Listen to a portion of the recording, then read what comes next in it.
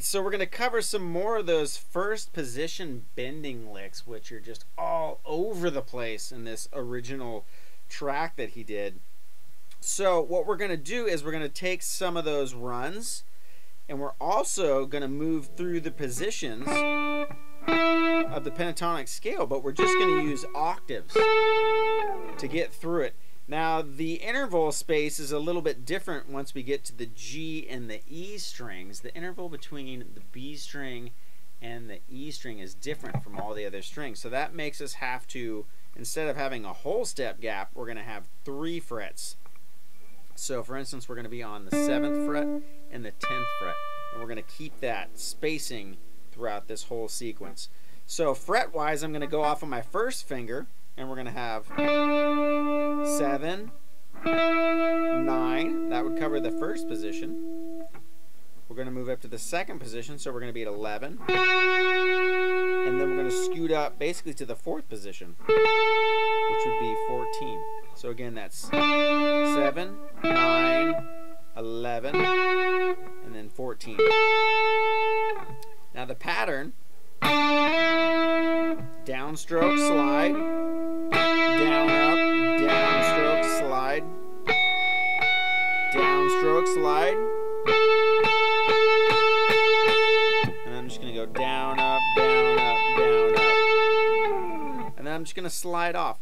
Now from that point, you have a little bit of time to get back to the first position where we're going to do our bending run, which we're going to do in a familiar way to start, right? We're going to go G string 9th fret, bending that up a whole step. And then we're going to go to the 7th fret of the B and E. And then come back to the 10th fret on the B. And bend that up a whole step. So we got... Okay, so...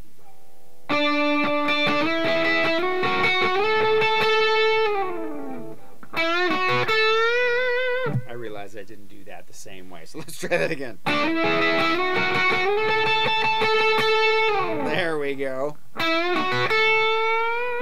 Now what we're going to do is we're going to come back on the E and the B 7th fret. And then I'm going to jump back down to the E string where I'm going to do a hammer on and pull off. I'm going to hammer onto the 9th fret from the 7th fret. And then pull off back to the 7th fret.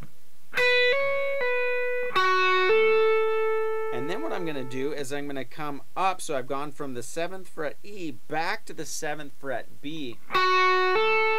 Okay, so we got...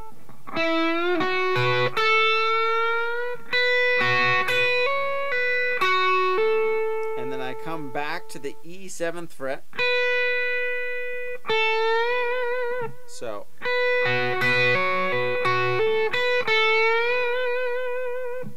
Then I'm going to come from the 7th fret again, and I'm basically going to do that one riff backwards. So I'm going to go 7th fret, pull off 10 to 7 on the B, and then start this riff again. So we got...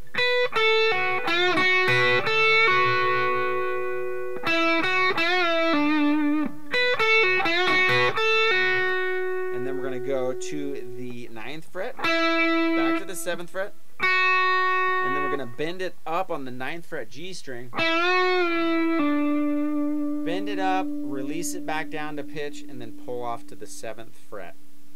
Now I realize that's a lot, so let's break that down again piece by piece.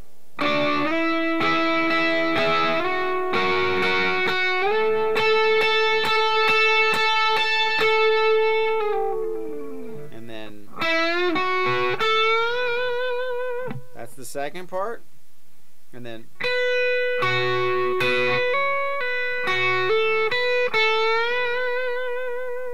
okay, one more time.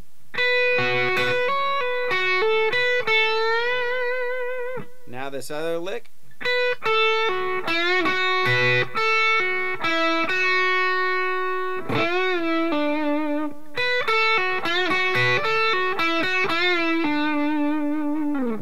Alright, so let's put it to the test, play it with the jam track, and see if we can all pull it off, myself included.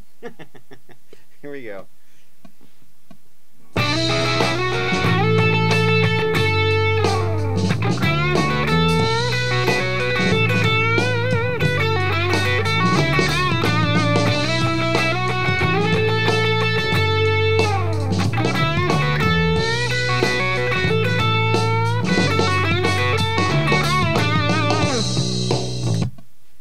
All right, so again, we're drifting through those positions octave wise. Always a cool option. You know, you can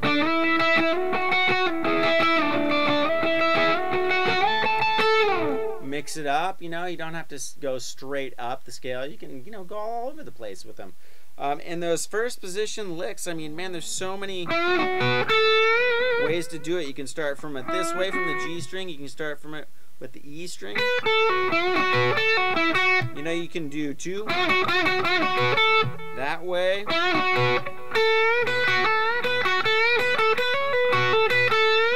All sorts of riffs. So it's just endless the ways you can combine little bits and pieces of riffs and put them together and really come up with some fun licks. And what's cool is, since we have backing tracks and a beat, again, always coming back to that pocketing. Hendrix was a master of playing in the pocket, and that's where you get all that feel.